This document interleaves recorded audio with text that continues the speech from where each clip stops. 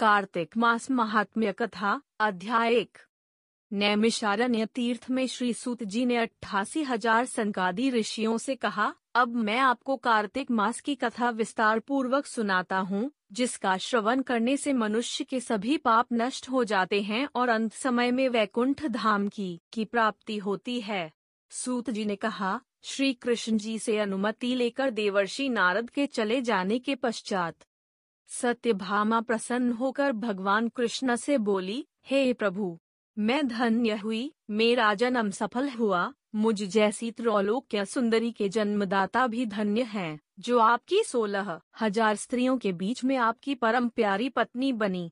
मैंने आपके साथ नारद जी को वह कल्प वृक्ष आदि पुरुष विधि पूर्वक दान में दिया, परंतु वही कल्प वृक्ष मेरे घर लहराया करता है। यह बात मृत्युलोक में किसी स्त्री को ज्ञात नहीं है। हे त्रिलोकीनाथ, मैं आपसे कुछ पूछने की इच्छुक हूँ। आप मुझे कृपया कार्तिक महात्म्य की कथा विस्तार पूर्वक सुनाइए, जिसको सुनकर मेरा हित हो और जिसके करने से कल पर्यंत भी आप मुझसे विमुख न हो।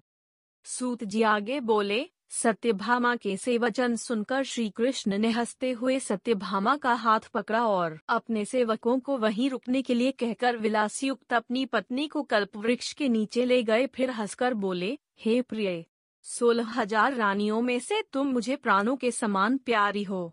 तुम्हारे लिए मैंने इंद्र एवं देवताओं से विरोध किया था। हे कांते, जो बात तुमने मुझसे पूछी है उसे सुनो। एक दिन मैंने तुम्हारी इच्छा पूर्ति के लिए गरुड़ पर सवार होकर इंद्रलोक जाकर कल्पवृक्ष मांगा। इंद्र द्वारा मना किए जाने पर इंद्र एवं गरुड़ में घोर संग्राम हुआ और गौलोक में भी गरुड़ जी गौओं से युद्ध किया। गरुड़ की चोंच की चोट से उनके कान एवं पूंछ कटकर गिरने लगे, जिससे 3 वस्तुएं उत्पन्न हुई। कान से तंबाकू, पूंछ से गोभी और रक्त से मेहंदी बनी। इन तीनों का प्रयोग करने वाले को मोक्ष नहीं मिलता। तब गौओं ने भी क्रोधित होकर गरुड़ पर वार किया, जिससे उनके 3 पंख टूटकर गिर गए। इनके पहले पंख से नीलकंठ, दूसरे से मोर और तीसरे से चकवा चकवी उत्पन्न हुए। हे प्रिय, इन तीनों का दर्शन करने मात्र से ही शुभ फल प्राप्त हो जाता है। यह सुनकर सत्यभामा ने कहा, हे प्रभो, कृपया मुझे मेरे पूर्व जन्मों के विषय में बताइए कि मैंने पूर्व जन्म में कौन कौन से दान, व्रत व जप नहीं किए हैं। मेरा स्वभाव कैसा था, मेरे जन्मदाता कौन थे और मुझे मृत्युलोक में जन्म क्यों लेना पड़ा। मैंने कौन सा पुण्य कर्म किया था जिससे मैं आपकी अर्धांगिनी हुई।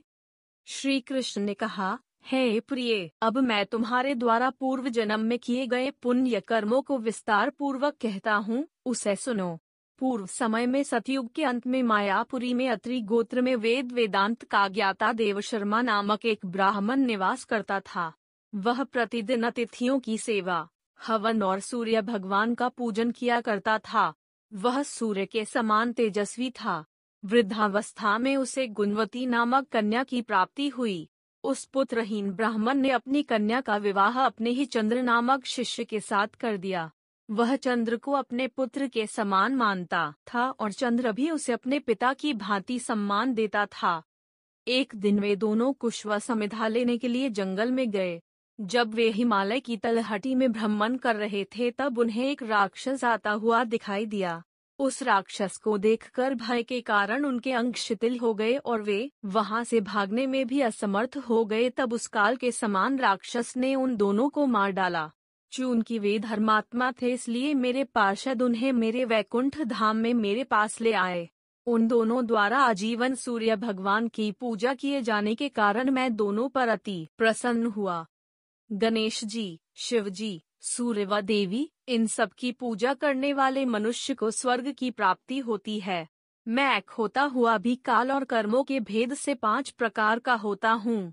जैसे एक देवदत्त, पिता, भ्राता आदि नामों से पुकारा जाता है। जब वे दोनों विमान पर आरूढ़ होकर सूर्य के समान तेजस्वी, रूपवान, चंदन की माला धारण किए हुए मेरे भवन में आए, तो वे दिव्य भोगों को भोगने लगे।